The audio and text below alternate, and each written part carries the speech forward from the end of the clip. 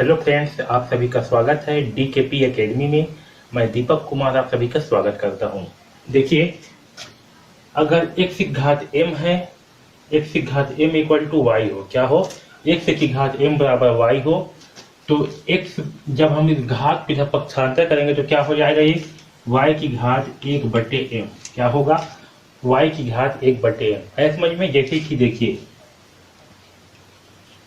2 की घात 3 हो, क्या हो, 2 की घात 3 बराबर 8 हो। ठीक है, 2 की घात 3 बराबर क्या हो, 8 हो। तो जब हम इस 3 को जब पक्षांतर करेंगे तो क्या हो जाएगा, ये 8 की घात 1/3 क्या होगा, 8 की घात 1/3 है समझ में यहाँ पास। अब देखिए यहाँ पास सबसे इंपॉर्टेंट, ये जो x इक्वल टू वाई की घात 1/m है, ठीक है, इसे हम लिख सकते हैं my। ठीक है, क्या लिख सकते हैं, हम इस प्रकार से इसे हम लिख सकते हैं, जहां m जो है इसे हम यहाँ पर जो है हम y को m का, इसे जो है हम y का mवा मूल कहेंगे। क्या कहेंगे, mवा मूल। ठीक, क्या कहेंगे इसे हम y का mवा मूल। यहाँ पर जो भी संख्या है इसे हम उतना का मूल कहते हैं। जैसे कि ध्यान दो, यहाँ पास क्या है, 8 की घात 1/3, तो ये क्या हो जाएगा आपका, यहाँ पास 3 और ये 8, तो इसे हम क्या कहेंगे, इसे हम तीनवा मूल कहेंगे। क्या कहेंगे, तीसरा मूल। ठीक है, 3 है मतलब क्या होगा आपका, तीसरा मूल, यानी कि 8 का तीसरा मूल क्या होगा, 8 का तीसरा मूल। ठीक, आया समझ में। अगर जैसे कि मान चलो कि यहाँ पर 6 है, यहाँ पर 2 है, तो इसे हम क्या कहेंगे, यहाँ पर 2 है तो इसे दूसरा मूल कहेंगे। क्या कहेंगे, दूसरा मूल। इसी दूसरा मूल को ही हम वर्ग मूल भी कहते हैं। क्या कहते हैं, इसे वर्ग मूल कहते हैं। और यहाँ पर 2 रहता है, ठीक है, इस 2 को हमें लिखने की आवश्यकता नहीं पड़ती। अगर यहाँ पर कुछ भी हम नहीं लिखे हैं, केवल इस प्रकार से है, इसका मतलब क्या होता है, यहाँ पर 2 है। क्या होता है, यहाँ पर 2 है। और जो तीसरा मूल होता है इसे हम घन मूल भी कहते हैं। क्या कहते हैं, घन मूल।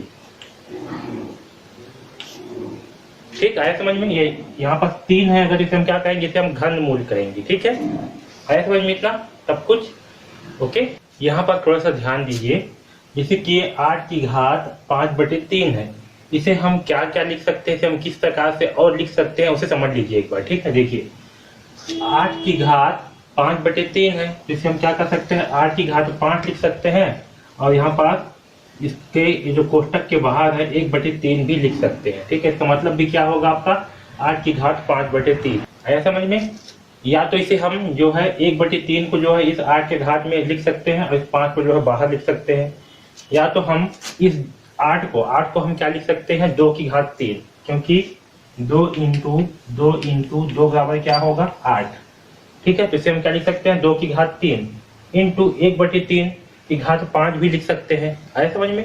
इसी को ही हम लिख सकते हैं और 2 की घात 3 इंटू 5 और इसकी घात 1/3, इस प्रकार से भी इसे हम लिख सकते हैं। ठीक है, और इसे हम या तो 2 की घात 5, क्योंकि अगर 3 से 3 काट दिए तो क्या बचेगा, 2 की घात 5, ऐसे हम 32 भी लिख सकते हैं। ठीक है, तो यहाँ पर क्या समझ में आ रहा है कि घात को हम अलग अलग तरीकों से भी लिख सकते हैं। ठीक है, जरूरी नहीं है कि घात जो है केवल एक ही प्रकार से लिखा जाए, घात को हम कईयों प्रकार से लिख सकते हैं और सभी जो है हमारा सही होगा। ठीक, तो घबराने का नहीं है, घात को हम कईयों प्रकार से लिख सकते हैं अलग अलग तरीकों से। ठीक है, एक ही प्रकार से घात को नहीं लिखा जाएगा। ठीक है, चाहे आप ऐसे लिखो, ऐसे लिखो, ऐसे लिखो, ऐसे लिखो, ऐसे लिखो, ऐसे लिखो या फिर ऐसे लिखो, सभी मान जो है आपके सही होंगे। ओके, अब चलिए इससे संबंधित कुछ प्रश्नों को हल करते हैं। यहाँ पर देखिए क्या लिखा है, निम्नलिखित के मान ज्ञात करिए। हमें जो है इसका मान ज्ञात करता है, किसका मान जो है, एक किसमें दिया है अभी, ये जो है अभी घात में दिया हुआ है। ठीक है, तो जब भी हमें प्रश्न में मान ज्ञात कीजिए दिया जाएगा, यहाँ पर घात में हो, तो हमें जो है इसका मान संख्या में निकालना है। कितने निकालना है, संख्या में, बिना घात वाले संख्या में निकालना होता है। ओके, तो यहाँ पास क्या दिया, 27 की घात 2/3, तो इसे हम कैसे हल करेंगे, तो देखिए सबसे पहले क्या करेंगे, 27 का अभाज्य गुणनखंड निकालेंगे। क्या करेंगे, 27 का अभाज्य गुणनखंड निकालेंगे। तो देखिए 27 का अभाज्य गुणनखंड क्या होगा, तो 27 जो है 2 से डिवाइड नहीं होगा, किससे होगा, 3 से। 3 नहीं है 27, 3 3 9 और 3 1 3। इसे हम क्या लिखेंगे, 3 इंटू 3 इंटू 3, यानी कि 3 की घात 3। ओके, इतना समझ में आया। तो हम 27 को क्या लिख सकते हैं, 3 की घात 3, ठीक है। अब यहाँ क्या है, 2 की घात 3, आया समझ में। अब देखिए यहाँ पास क्या होगा, तो यहाँ पास होगा 3 की घात 3 इंटू 1/3। मैं अभी जस्ट बताया था आपको कि हम घात को कई प्रकार से जो है लिख सकते हैं, ठीक है।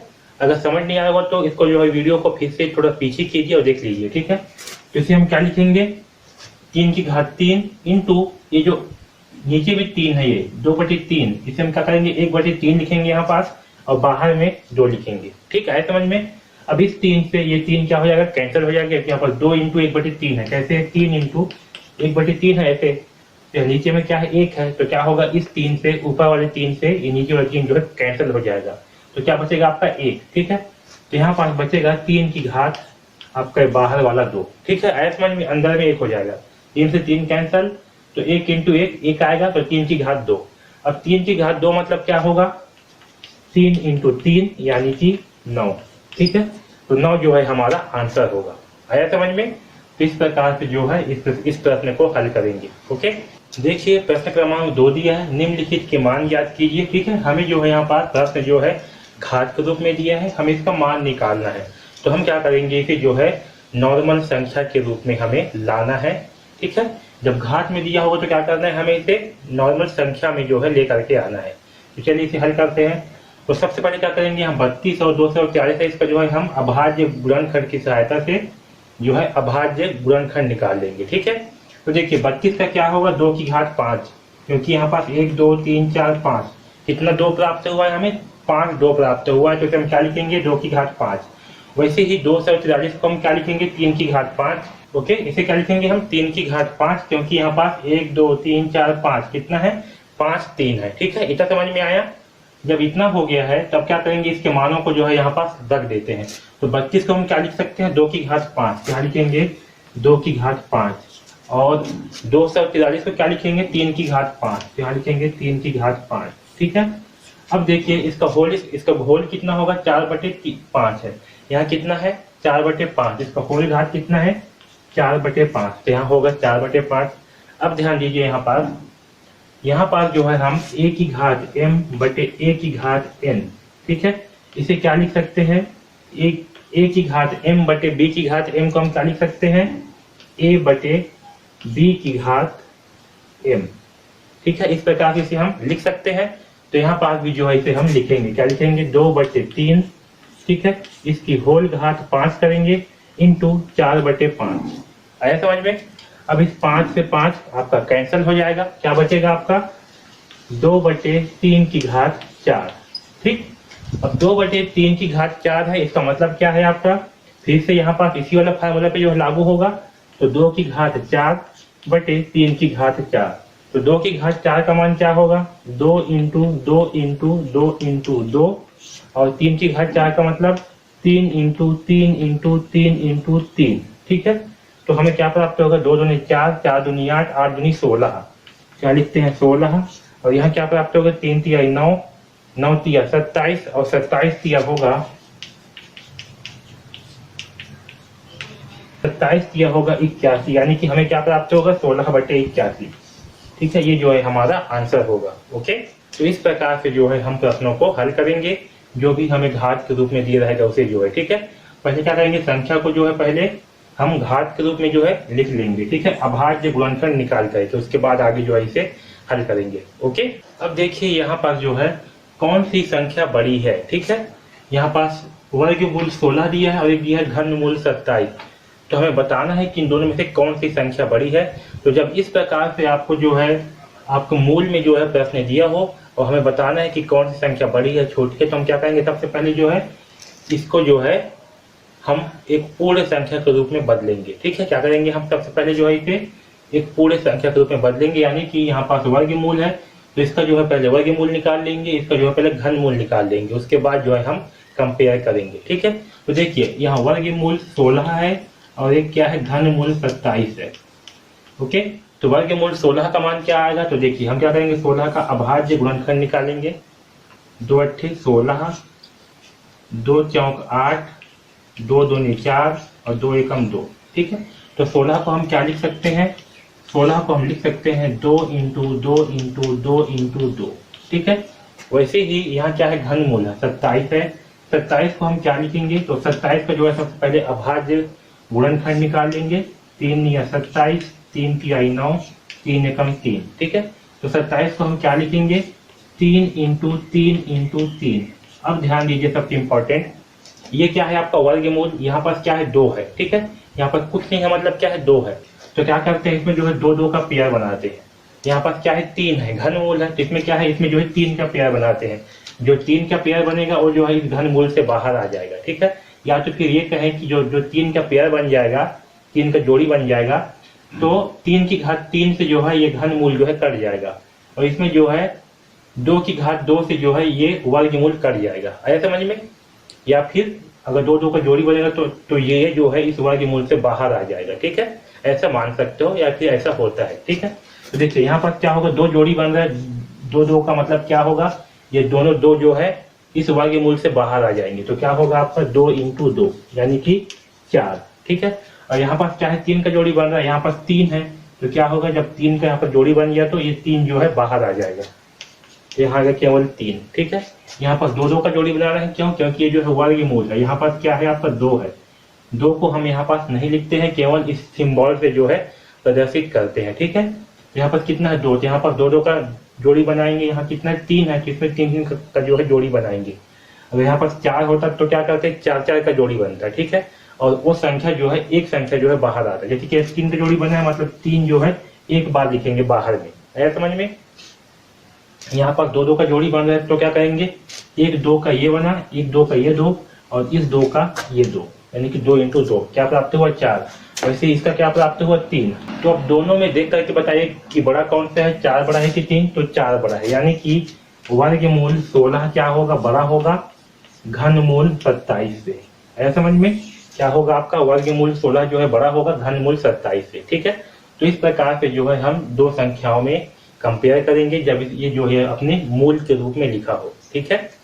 आया समझ में, ठीक है। और एक चीज और याद रखना, जितने भी घातांक के नियम पढ़े हैं हम, ठीक है, वो सारे नियम जो है परिमेय घातांकों के लिए भी लागू होगा, ठीक है। यानी कि जो संख्या जो है आपका बटे के रूप में होगा, और जो भी घातांक के नियम पढ़े हैं हम, वो सारे नियम जो है आपके परिमेय संख्या के लिए भी लागू होगा, ओके।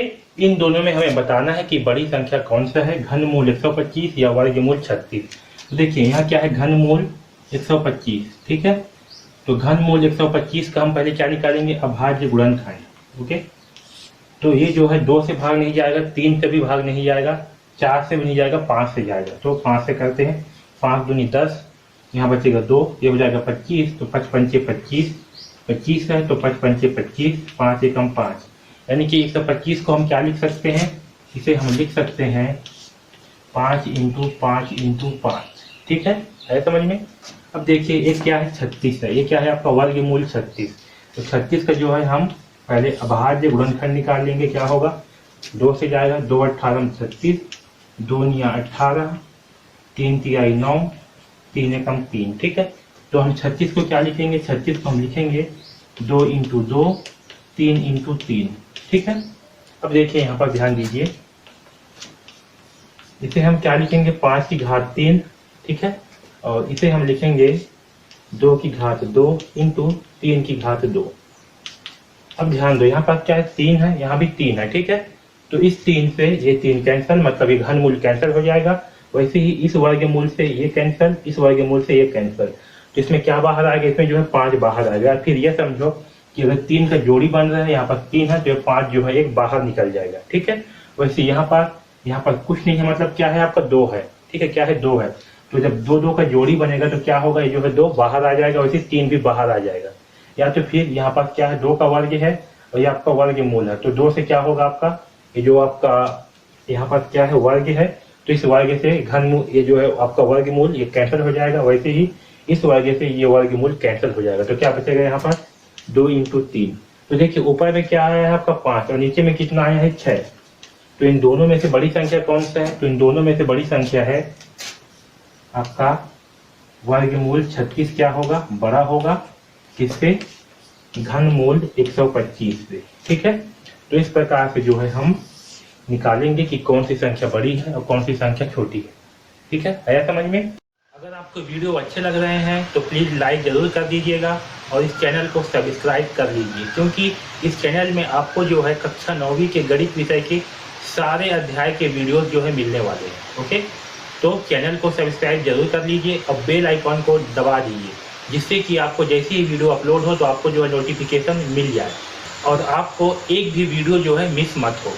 ओके, अगर आपको कुछ भी डाउट है तो आप जो है हमें कमेंट्स बॉक्स में कमेंट्स करके बिल्कुल पूछ सकते हो। ओके, अगर आप जो है कक्षा 9वीं के गणित विषय का कंप्लीट कोर्स चाहते हो बहुत ही कम दाम पर, जिसमें आपको प्रश्नावली के सारे प्रश्नों के हल मिलेंगे, सारे कॉन्सेप्ट मिलेंगे और साथ ही में आपको जितना भी प्रश्न पूछना है, जितना भी डाउट पूछना है, आप हमें पूछ सकते हो। इस कोर्स का लिंक जो है आपको डिस्क्रिप्शन में दिया हुआ है, वहाँ से जा करके जो है आप इस कोर्स को परचेज कर सकते हो। ओके, तो DKP एकेडमी से जुड़ने के लिए धन्यवाद।